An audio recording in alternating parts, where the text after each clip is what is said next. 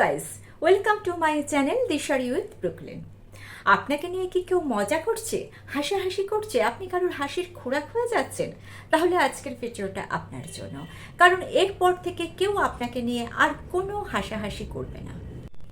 আপনাদের একটা কথা বলি, প্লিজ রাগ করবেন না। আপনাকে নিয়ে যে মানুষ হাসাহাসি করছে তার কারণ কিন্তু কারণ আপনি তাদেরকে হাসির সুযোগ করে দিচ্ছেন।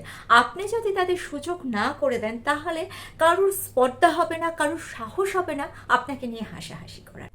তাহলে চলুন জেনে নিই যে আপনাকে নিয়ে কেন তারা হাসাহাসি করছে, আর যারা এতদিন আপনাকে নিয়ে হাসাহাসি করেছে তাদের মুখটা বন্ধ করার জন্য কি করবেন তার টিপস দেবো আমি।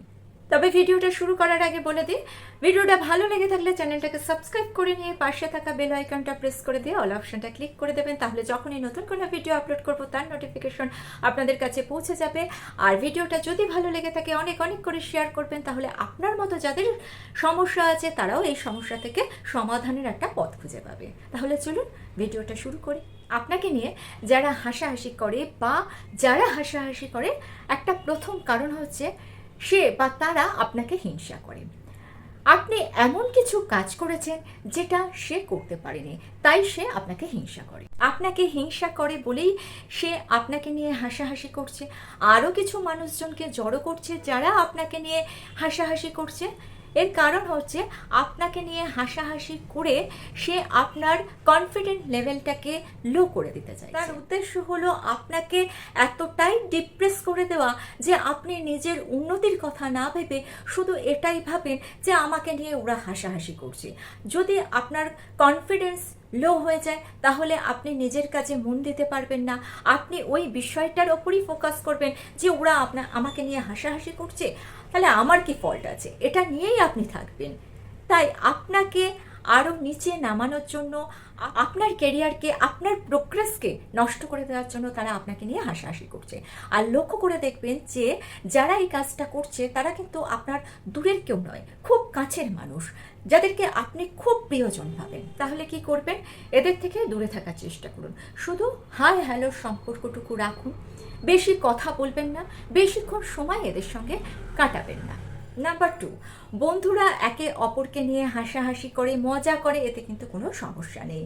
দেখুন, হাসি মজা ছাড়া মানুষ বাঁচতে পারে না। হাসি হচ্ছে মানুষের জীবনের বেঁচে থাকার একটা মূল্যবান বস্তু।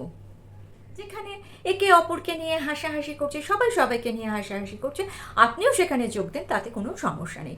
কিন্তু এই হাসাহাসি মজা করার কেন্দ্রবিন্দু যদি আপনি হন তাহলে কিন্তু সেটা একটা সমস্যা। সেখানে আপনাকে একটু ভেবে দেখতে হবে, আপনাকে একটু সচেতন হতে হবে। আপনি আইডেন্টিফাই করুন আপনার উইক পয়েন্ট কোনটা। আমি কিন্তু এখানে বলছি না যে আপনাকে দেখতে কেমন, রোগা না মোটা, আপনি কেমন পোশাক পরেন, এগুলো কিন্তু আমি বলছি না।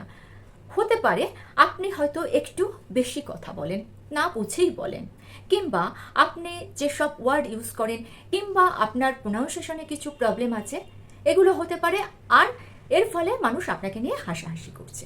সেক্ষেত্রে যেটা করবেন, একটু কম কথা বলার চেষ্টা করুন।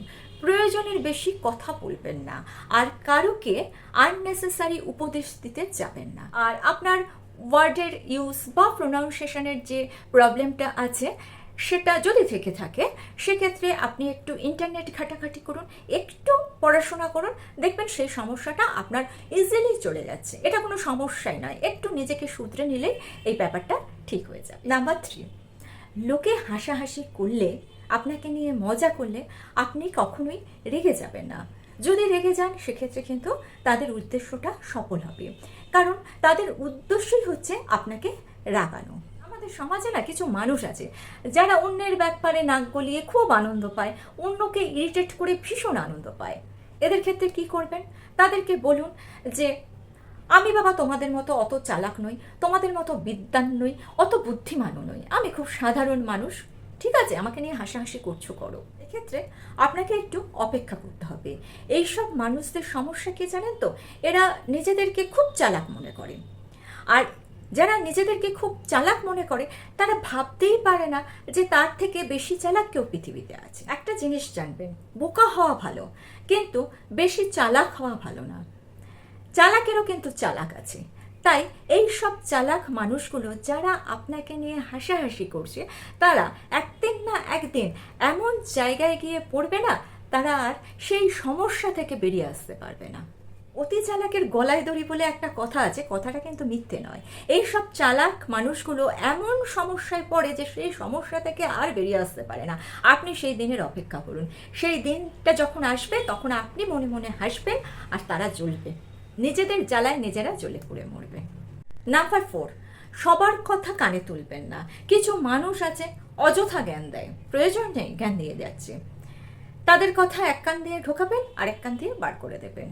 না হলে নিজের পার্সোনালিটিটা এমনভাবে তৈরি করুন যে তাকে বুঝিয়ে দিন যে তার কথায় আপনার কোনো যায় আসে না, তাকে আপনি পাত্তাই দিচ্ছেন না, এটা তাকে বুঝিয়ে দিন। নাম্বার 5, পৃথিবীতে সবচেয়ে বড় কি জিনিস জানেন তো? টাকা।